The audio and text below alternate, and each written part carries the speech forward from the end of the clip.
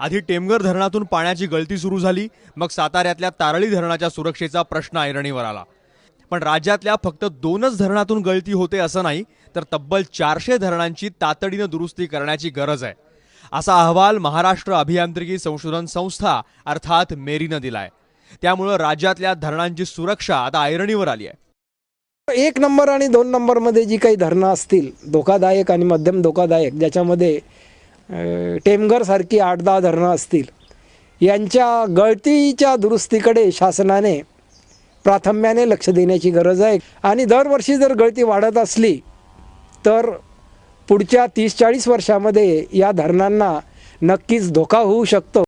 काय आहे मेरीचा अहवाल? नवीन धरणांसाठीचा आराखडा तयार करणं, धरणांची सुरक्षितता तपासणं, संभावित धोके ओळखणं आणि त्यावर उपाय सुचवणं अशी कामं मेरीकडून केली जातात। राज्यातल्या 3102 धरणांचं मान्सूनपूर्व परीक्षण केलं गेलं, त्याचा अहवाल मेरीनं राज्य सरकारला सादर केला। राज्यातल्या 400 धरणांच्या ठिकाणी किरकोळ ते गंभीर स्वरूपाच्या दुरुस्त्या करणं आवश्यक आहे। या दुरुस्त्या तातडीनं करण्याची शिफारस मेरीनं आपल्या अहवालात केली आहे।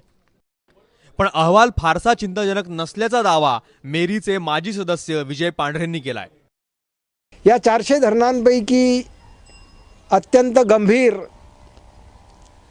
आणि धोकादायक अशा कॅटेगरीमध्ये माझ्या माहितीनुसार एखादं किंवा दुसरंच धरण असेल।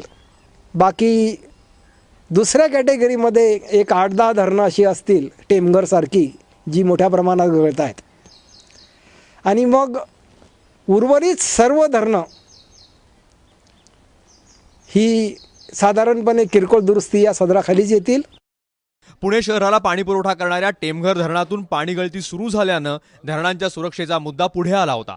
त्यानंतर तारळीचा मुद्दा उपस्थित झाला आणि आता तब्बल 400 धरणांची तातडीनं दुरुस्ती करणं आवश्यक आहे।